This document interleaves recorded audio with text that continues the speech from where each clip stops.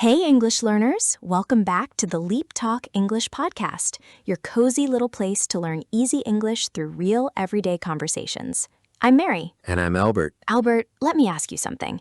Have you ever been at a social event, a party, a family gathering, or a long workday, and suddenly felt like your internal energy just completely dropped to zero?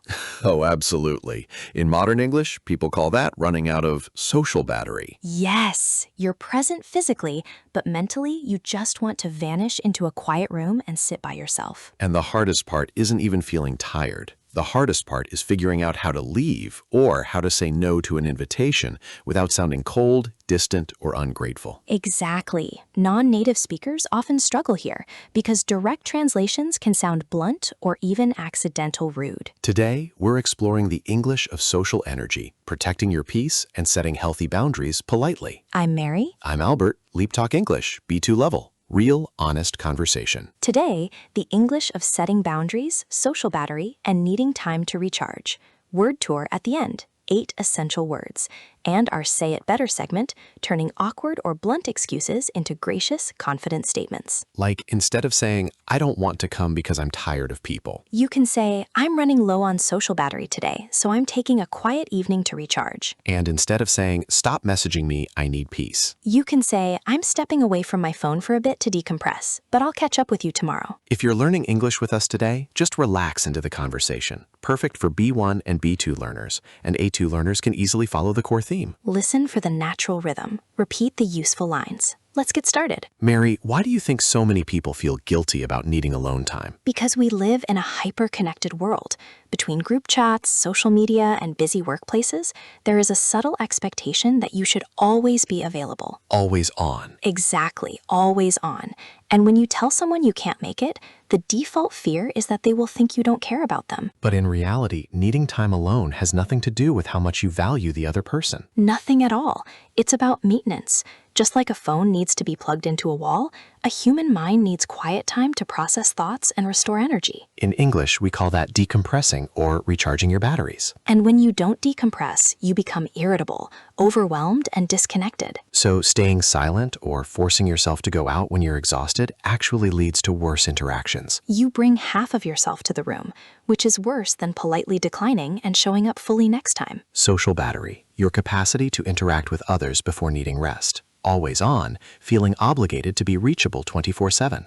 Decompress, relaxing and releasing pressure after a busy period. Declining politely, saying no with grace and respect. 4 key phrases for understanding social energy. Stay tuned, because up next, we talk about what most people get wrong when trying to cancel plans or set boundaries. Mary, what is the biggest mistake people make when they try to set a boundary about their time? Over-explaining. Over-explaining? Yes, when people feel guilty, they invent elaborate stories or give 10 reasons why they can't attend an event. Like, my dog is sick and my car won't start and I have a headache. Exactly. And ironically, the more you over-explain, the less confident you sound. It makes it seem like you need permission to rest. Whereas a clear, warm, and concise answer actually builds more respect. Exactly. A boundary doesn't require a drama story. It just requires honesty wrapped in kindness. What's the second mistake? Waiting until the last minute to cancel because you were hoping your energy would magically return. That's so common. You drag it out, hoping for an excuse, and then cancel 20 minutes before. Which damages trust far more than saying no upfront 2 days prior. To the listener, over-explaining, giving too many details out of guilt. Concise, short and clear without unnecessary fluff. Setting a boundary, establishing limits to protect your time and energy. 3 principles for making polite declines effortless. Still with us, because next we are giving you the exact word-for-word English phrases to protect your energy without hurting feelings. The actual sentences, because having the right English scripts in your mind removes the panic when you need to decline an invite. Let's break them down into 3 categories: declining a social invitation, stepping away from a long gathering, and taking a digital break. First, declining a social invitation gently. I'd love to see you, but my social battery is pretty low this week. Can we rain check for next weekend? Rain check is such a classic useful phrase. It means politely postponing an offer to a future date. Yes, it reassures the person that you do want to spend time with them, just not today. Second, how do you leave a party or event early without sounding awkward? You can say, I've had such a wonderful time catching up, but I'm going to head out now to get a quiet night's rest. Notice how that opens with gratitude. I've had a wonderful time, before stating the exit. Exactly. Always lead with warmth. And third, how do you tell friends or colleagues you are taking time off your phone? Try, I'm taking a low-tech evening to decompress, so I might be slow to reply until tomorrow. Low-tech evening or digital detox. Clean, modern, and sets clear expectations. Take a rain check. Postpone a plan politely. Head out. Leave a place or event. Low-tech evening. Spending time away from screens. Lead with warmth. Starting a decline with appreciation.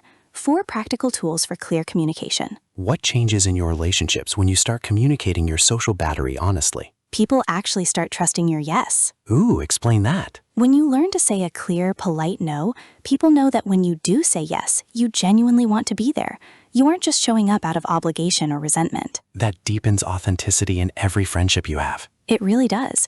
True friends don't demand 100% of your energy all the time. They just want honesty. And now, let's slow down and practice 8 essential words from today's episode in our word tour.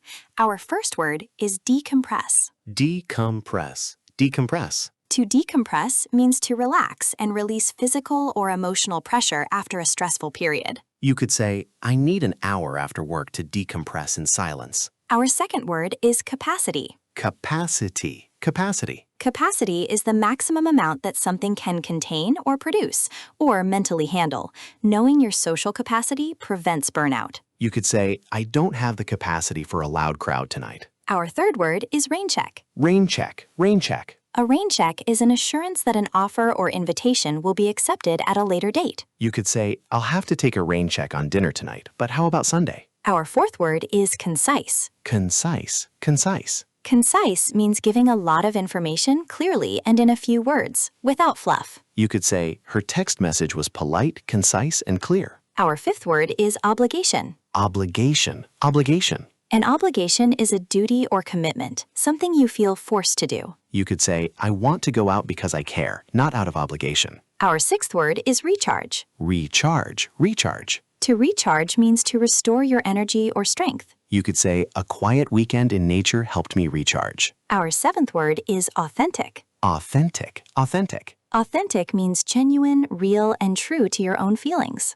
You could say, being authentic about your energy builds better friendships. And our final word is boundary. Boundary. Boundary. A boundary is a limit that defines where you end and others begin, protecting your personal space and mental health. You could say, setting boundaries is an act of self-care. Beautiful. 8 essential words today. Decompress, capacity, rain check, concise, obligation, recharge, authentic, and boundary. Now let's move into our Say It Better segment, upgrading blunt or awkward excuses into gracious, confident English. Let's start with, I don't want to come, I'm tired. A bit too harsh. Upgrade it to, I'm running low on energy tonight, so I'm going to stay in and recharge. Have an amazing time. Here's another one. Stop texting me, I'm busy. Very blunt. Instead, say, I'm stepping away from my phone for the evening, but I'll catch up with you tomorrow morning. What about, I might come, I'm not sure, when you already know you can't go? Don't drag it out. Be clear. I won't be able to make it this time, but I'd love to take a rain check soon. And finally, sorry I left the party early without talking to everyone. Reframe it warmly. It was so great seeing everyone. I snuck out a bit early to get some rest, but let's connect again soon. Beautiful. That is the power of polite English. You protect your time while keeping your relationship strong. Now we'd love to hear from you in the comments. How do you say no when your social battery is empty? Tell us one word from today's word tour that resonated with you. Was it rain check, decompress, or capacity? Thank you for learning with us today on LeapTalk English. Keep practicing, protect your energy, and take care. Bye for now.